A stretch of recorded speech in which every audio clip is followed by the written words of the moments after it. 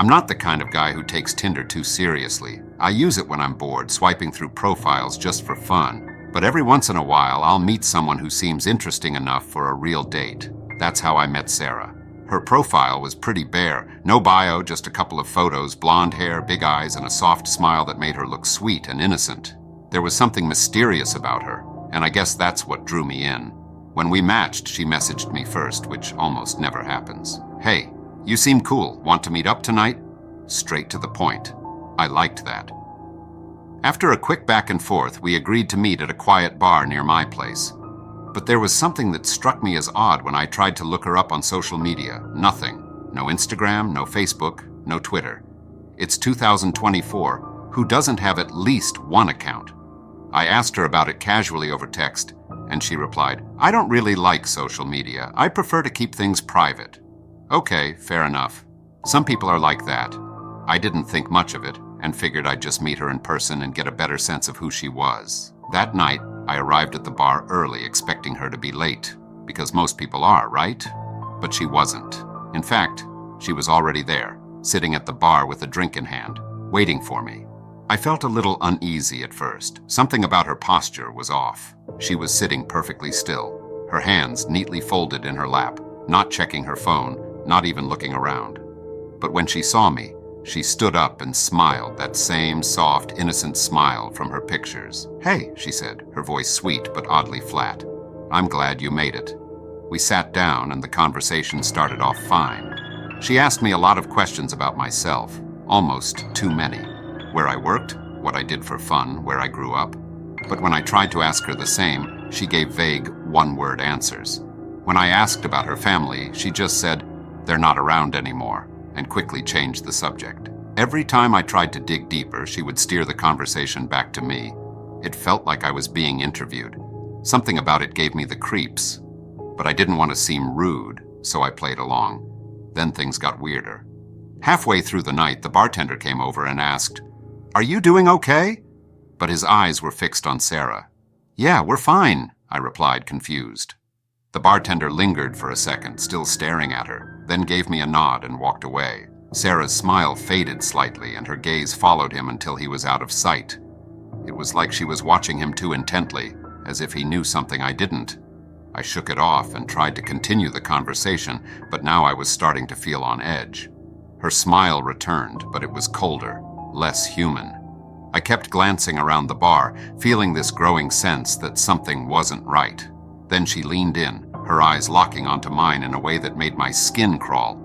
"Do you ever feel like people watch you?" she asked suddenly. I blinked. "What do you mean?" "Like, someone is always there, even when you're alone," she said, her voice soft but chilling. "Watching, waiting." I tried to laugh it off.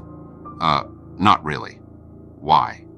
"Do you—" She didn't answer, just smiled that unnerving smile again.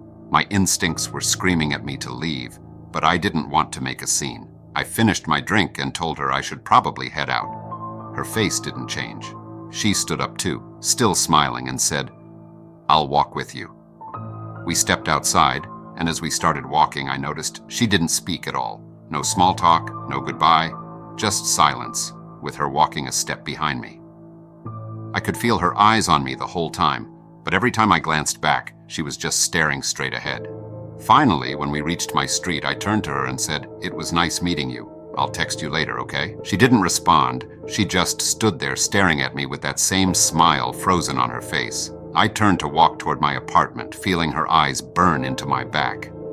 But before I could take more than a few steps, I heard her say softly, "I know where you live now." I stopped dead in my tracks and turned around. She was standing completely still, her head tilted slightly, like she was waiting for something. My heart was racing, but I forced a smile. "What did you say?" Her smile widened, too wide, and she replied, "I'll see you again soon." I didn't wait. I hurried to my apartment, locked the door, and checked every window. I felt sick to my stomach, my heart pounding in my chest.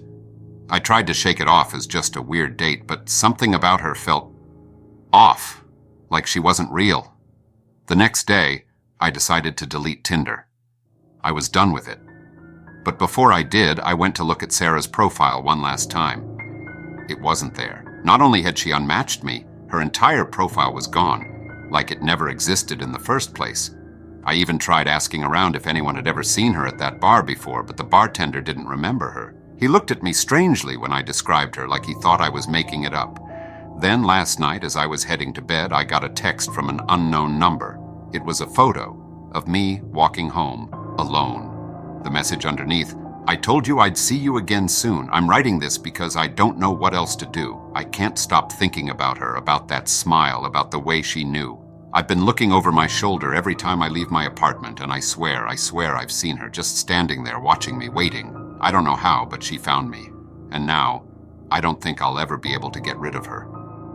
Thanks for watching. If you enjoyed this creepy Tinder horror story, don't forget to like, subscribe, and turn on notifications so you never miss our next terrifying tale. If you have a scary or creepy experience of your own, we want to hear it. Submit your story anonymously and it could be featured in our next video. Stay safe and remember, someone might be watching you.